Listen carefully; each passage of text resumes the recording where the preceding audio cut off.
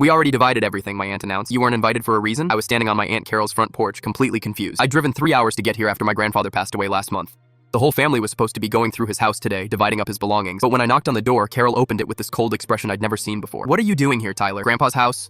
We're all supposed to go through his stuff today, remember? Mom said 2 p.m. That's when she said it. We already divided everything. You weren't invited for a reason. I was completely blindsided. What reason? What are you talking about? Carol crossed her arms. Your grandfather left very specific instructions about you in his will. Instructions that, frankly, none of us were surprised about. My heart started pounding. What kind of instructions? He said you weren't allowed to inherit anything. Not his tools, not his books, not even a single photograph. Nothing. I felt like I'd been punched in the stomach. My grandfather and I had always been close. Every summer growing up, I'd spend weeks at his house.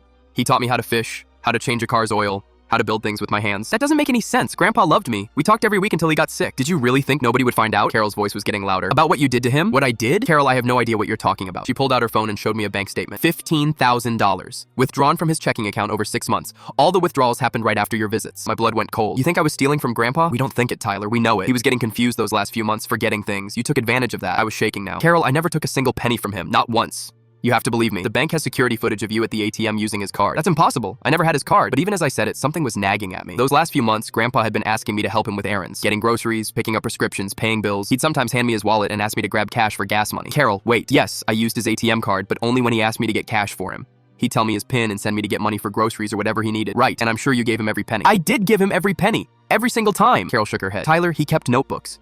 He wrote down every transaction, every expense. According to his records, you only gave him back half of what you withdrew. This was insane. Can I see these notebooks? They're already with the lawyer handling the estate. Look, just leave. This is hard enough without having to deal with this. I drove home devastated. For the next week, I couldn't eat, couldn't sleep. The idea that my own family thought I was a thief was killing me. But something wasn't adding up. I knew I'd never stolen anything from Grandpa. I started going through my own records, my bank statements, anything that might prove my innocence. That's when I found it. In my phone's photo gallery, I had pictures from one of my last visits to Grandpa's house. Pictures of him sitting at his kitchen table, writing in one of his notebooks.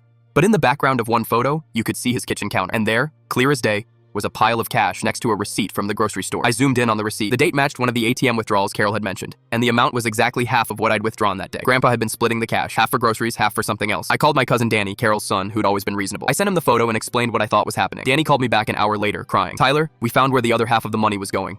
Grandpa had been sending cash to a children's hospital in the city, $200 a month for the last 2 years of his life. He never told anyone because he didn't want recognition. The notebook entries that looked like you were stealing, he was actually recording your half and the donation half separately. He wrote your name next to the grocery money and kids next to the charity money. Carol called me that evening sobbing. Tyler, I am so sorry. We completely misunderstood everything. Grandpa wasn't confused at all. He was just being private about his charity work. The family meeting was rescheduled. This time, I was the guest of honor. Grandpa had actually left me the most meaningful inheritance of all. His workshop tools and a letter explaining how proud he was that I'd helped him donate to sick children without ever asking questions. Sometimes the people who love you most will surprise you in ways you never expected.